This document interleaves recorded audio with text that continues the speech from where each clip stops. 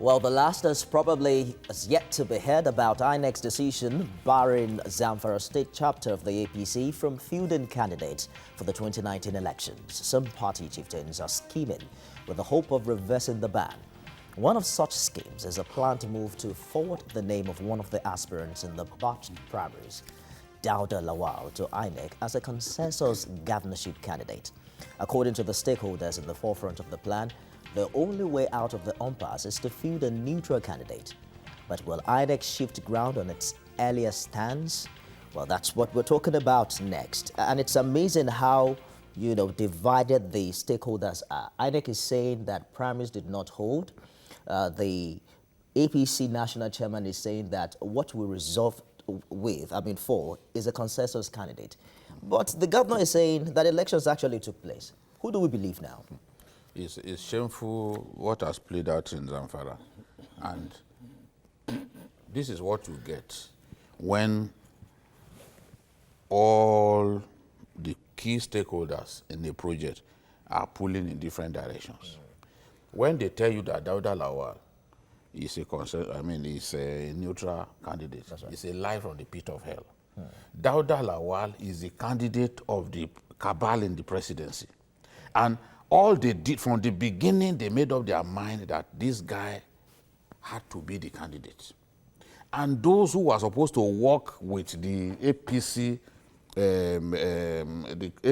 Zamfara State Chapter, had expressed directive to not cooperate with the people on ground. The state chapter. That's why you have this situation.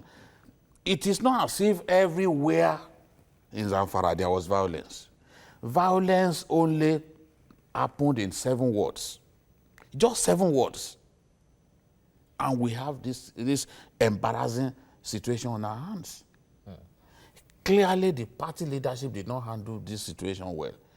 Yes, if you are governor of a state and you want your information commissioner to replace you, finance commissioner to replace you, you must hammer out a deal with other stakeholders. That's right. There has to be unanimity.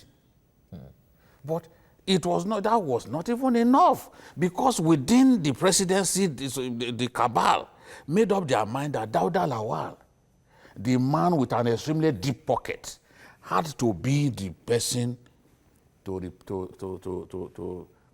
supplant Yari when his tenure is gone. So this is where people made up their mind that it is Dauda or nothing. And the other person makes up his mind that it is Mukhtar or nothing. And Marafa makes up his mind that it is me or nothing.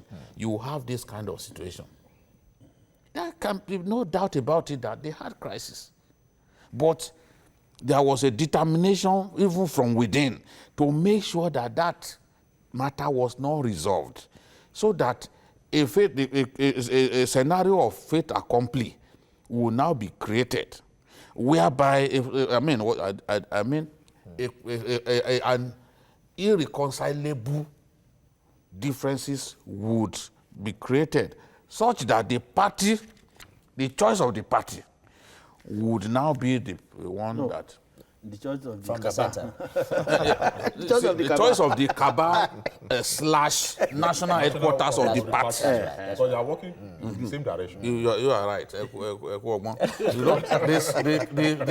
choice of the cabal / the national headquarters of the party will now be inevitably presented. That is like walking to Anasa.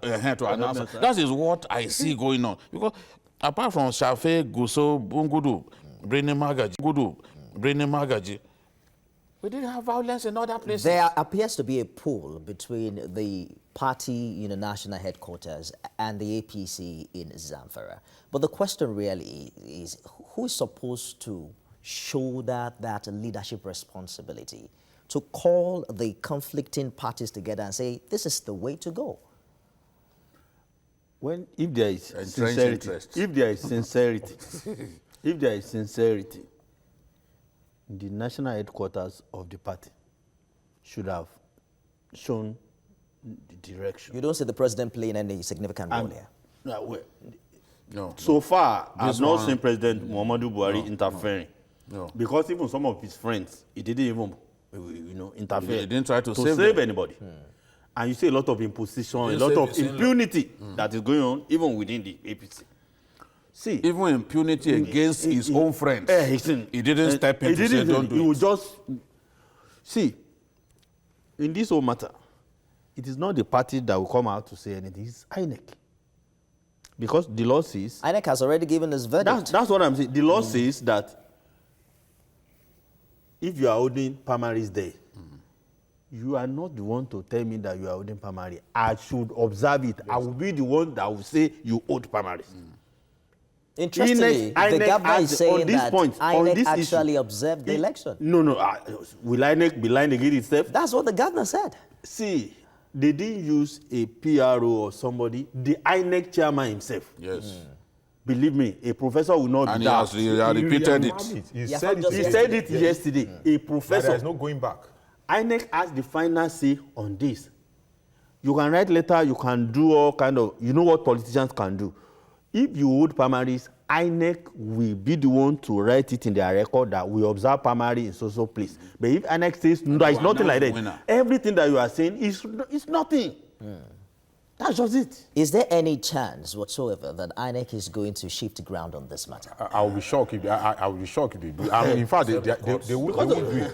A position whereby the parties will go to court, whereby the court will now decide. Already the governor seems to even at that, let's assume that the court says, okay, go ahead and fill a particular candidate. After the election, the matter will still not end. Position whereby whoever loses at the election, we still go to court to say that, look, INEC was twisted because it is clear that there is an expiration. It's not an eternity. There is a time frame with which all candidates, the name of the candidate must be submitted. You didn't do that. It's a pronouncement that is by the law. You didn't do that. Then you now want to untwist INEC. If you see the way with which the INEC chairman, re-emphasizes, that it's not likely that INEC will change his mind. The courts, and the Zamfara people, they've gone to court now. That's right. And the court gave a judgment that's saying that anything that happened between the 3rd to 7th of October is legal, while anything done from 8th to today, when the court issued that order, is illegal. So the court wants all the parties to maintain the status quo until the substantive suit is decided. You see, money is destroying us as a people. Money is destroying us as a people. All these crises you see around the states, the bottom line, the issue, the dominant factor behind the crisis is money. When a candidate storms the national headquarters of a party, I'm not saying APC, although I cannot guarantee that it can never happen, and it begins to shell dollars. Okay. He's shelling out dollars to people. He is already compromising those party leaders. By the time he comes out, no matter what his governor wants to do, they will do his bidding. They will try to do their best to ensure that that candidate is favored. Let me just we hold are you for a doing minute, it without a little bit. Okay. We are doing it sometimes without even looking at the record, the past of those people. Because someone like Dauda Lawal had case with EFCC. It's there. If you Google, you see his story. He even had to make refund because he's been linked with Diezani. And this is the same person that some people are saying he has to be the candidate of the party from Zamfara. So there can be, we can't go on like this. We have a caller. If someone is tainted, no matter how little, then you shouldn't consider that person for elective office. After all, that happened in 2011. Buhari refused to allow Mohamed Abacha become the candidate of the CPC in Kano, even though Mohamed Abacha had won the primaries. Once someone is tainted, no matter how little, because in future, this could become a court case. So this is the thing. And then you are telling us someone is neutral. Neutral how? Let's take... Not decide on a candidate. A 50-day window. Up till now, they are still fighting. Even the so-called consensus candidate. He's still talking that no. I'm even saying No consensus. There's no consensus. Some of them are raising eyebrow over the man that look, there's nothing like consensus here. There's no consensus. They know that APC only want to use that one as an opportunity. They've come out to say no, there's nothing like consensus. Some people are saying that if INEC doesn't shift its ground, that this is not only going to be a big lesson, it is what internal, democracy needs in Nigeria to survive. That is, follow the law. Follow the law. What INEC is doing is good. Even some people will now. There is a some people who want to. There's a deadline for some the people who conduct of primaries. Some people who love to criticize. Who love to criticize INEC that it's not independent, it's not this. May say, look, wait a minute. It's like this INEC is independent. What happened in Zamfara is what Yoruba will say, "Kakaki kuma jesese, avishawadanuni." That's what many of them. Yes, that's the way they all of them. If I don't get it, nobody will get it. Up to this morning, still believes that there is nothing like primary in Zamfara State. That if anybody, forwards any name to anywhere, it is pure illegality, impunity. Interestingly, the APC chairman says that this same scenario played out in Kano for the PDP, and INEC did not bar the party from fielding candidates. They should deal with the... It's okay. Stop mentioning... The elephant in the room. Whether we like it or not, when we look at these primaries, there has been far more crisis generated by these primaries in the APC than in the PDP. Yes. So what are we talking about? Let him look at what's going on in his own party. Because, yes, he inherited a fractured party, but he must not make things worse. I've supported him. I've defended the Shomole to the best of my ability. But that this kind of thing will happen in Zamfara, and the party will be in a situation more like he cannot present a candidate in my most drunken state. I could never have imagined that that day will come. That a party will not have a candidate. Could this also be a situation where the authority of the national headquarters of the party is being challenged? Because they seem to have given a verdict on this issue, and the state party is going a parallel line. Because the national headquarters of the party has not shown enough evidence to show that it was neutral in the whole thing. Yes. This idea of saying that, okay, because it happened under PDP, we should also allow it to happen under... It doesn't make sense to me. Because the fact that people have been doing certain things for a very long time does not make it right. The law is clear. You are given a specific date. In Kano, PDP didn't do governorship primary. That's the point that they are making. Did they have the same kind of crisis like what they have in Zamfara? The situations are not the same. They should stop comparing apple and oranges. What happened in Zamfara State is condemnable. Believe me, if at the end of the day APC is stopped finally from presenting candidates, it will be a big lesson. Maybe they may learn from... Who contributed to this will be expelled from the party. Yes. And it will also be a big should start plus. from the national headquarters of the party, not only in and it will also be a big plus for INEC. People who have been saying INEC is biased, you now be wondering, this is the party of the president. You are now seeing pictures of you are not taking that decision. It's fantastic. They are saying this is the candidate. Yeah, Is he the only one who contested? Even a former governor of the state, Mutari Shinkafi, he contested now. And that's the in-law of the governor. We have a caller. Cabal in the presidency, that is their candidate. So he can't be neutral. Can't be neutral. It's also amazing. The court matter that I talked about is the one That's I right. talked about earlier. You mentioned that earlier. Yes, but what the court, there's no decision reached. The court just say, okay, maintain the status quo. So it's not a court judgment. It's interesting to note just a ruling. There are reports that one of the frontline contenders had aligned itself with the decision of INEC. It sounds like that Yoruba saying that. No, because that person has given up on himself. Okay. He knows they are not going to pick him.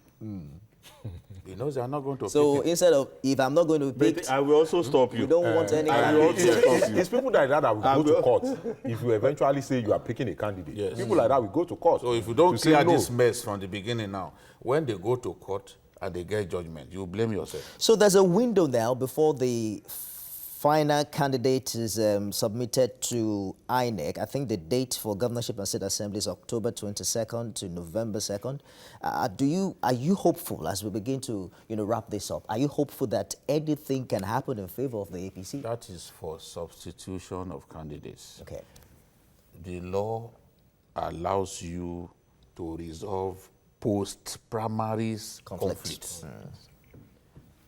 And you may now substitute candidates. I told you what happened with Mohamed Abacha. When he won he was the one who was financing the CPC in Kano. And he won the primary with a landslide, defeated Buhari's candidate. That's Buhari's former ADC, Lawal Jafaru Issa. He defeated him with a landslide. But with the court case hanging on his neck, corruption and all that, hanging on Mohamed Abacha's neck, Buhari and others thought wisely that it would be wrong to fill this kind of person. And so they dropped him and put Lawal Jafaru Issa. Lawal Jafaru Issa was defeated by Kwankwaso because the CPC members voted against their own party. So it wasn't like Kwankwaso was so popular in 2011. It was the CPC members in Kano voting against the choice of Buhari. So that was what happened.